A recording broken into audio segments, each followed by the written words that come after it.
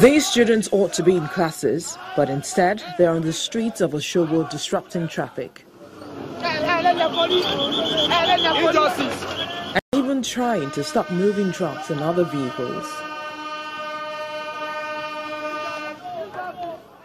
The reason they are on the streets is that they want education to be free, and also for ASUU and Oyo State governors to provide the funds that will make the institution run again. In fact, we would love to tell the public today that even this year, after our January 9 protest, we are fully aware that the governor still did not attend to LAUTECh issue. It has only been an Oyo and some people affair. Now the question is if the governor is going to reprimand our future, all because he has an institution here that can run itself, he should come out to the public and tell us.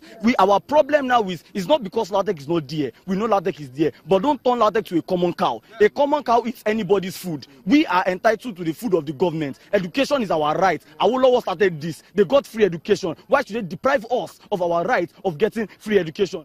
There are other demands by the students. We want our school to be reopened and we want smooth sailing.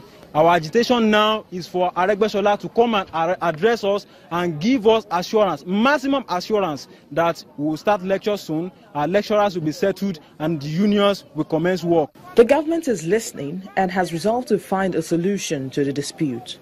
For me to have come here to address you is the governor that is addressing you. And we have resolved to find a permanent solution to this case. So I've listened passionately to all of you. We bear your pains.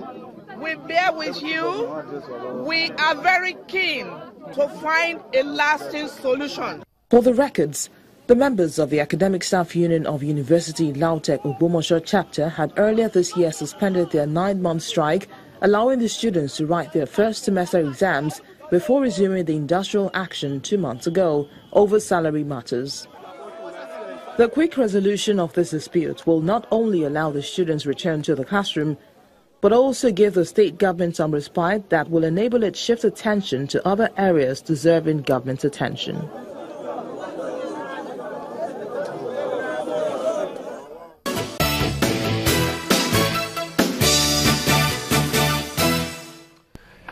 Welcome back. That's what we're focusing on today on Sunrise Daily. We've got Dr. Ade Adejimo, who is Zonal Coordinator, Ibadan Zone of ASUU.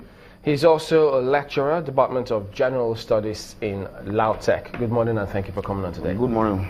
Thank you very much. Well, the challenge you have with LAUTECh, it seems intractable. Many who have lost track of what exactly is going on, but we all know the general theme about funding. Could you give us the benefit of hindsight, the background?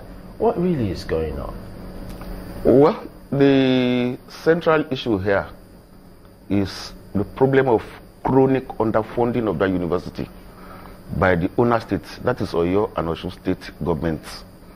And the whole saga started in 2013 when the government started defaulting in paying our salaries. Which are the government? Both of them? Mm-hmm. It started with Osun. In December, you know, the two governments pay our salaries in 6 months monthly basis or 6 monthly basis. Oyo will pay from January to June, while Osun will pay from July to December. But surprisingly, in December 2013, Osun refused to pay. And, well, did they give reasons? On the usual reasons, no money. Now, was it that they refused to pay or that they couldn't pay because of the financial situation that they had? They said they didn't have the money that time. And again, let me clarify that, because on the surface of it, people will be citing recession. For God's sake, recession did not start in 2013. So, but the excuse was that there was no money. Then, fortunately, come January, it became Oyo State's turn. Of course, we experienced some hiccup getting Oyo also to pay in January, but with appeals from here and there, Oyo resumed and started paying again. But why was that challenge when they refused to pay? What did they say? You know, when Osun did not pay December salary in 2013, the university administration had to look inward through IGR to pay December salary. It's natural, it's human. When it then became the turn of Oyo. Sorry, before you go to that turn of Oyo, what was the IGR at that time? Well, the totality of IGR for now, according to the figures obtained from the administration, is some 2.3 billion naira. 2.3 billion. 2.3 billion. For the whole year. And that is enough to sustain the lecturers? I will get to that. So, let me go back to the story I was... When it got to Oyo. So when it got to... Oyo or Osun? When it got to the turn of Oyo in January 2014. Okay. Well, Oyo also did not properly release its own money. Of course, if we have a joint business and my counterpart at a point in time refused to discharge his own responsibility, when it comes to my turn, it is natural, it is human for me also to fold my arms. If you are able to manage the previous month, you can go ahead and manage. But of course, we knew that would run us into very serious crisis. That was when, well, Oyo was prevailed upon, appeals here and there. Oyo started paying again, and paid till June, as usual, 2014. Do you think that this share? Do you think that this share of meeting the financial requirements? Do you think that this share between these two states is working, or do you suggest that perhaps it be changed? Well, the issue of joint ownership has been on for quite some time, and we don't want to be enmeshed in it.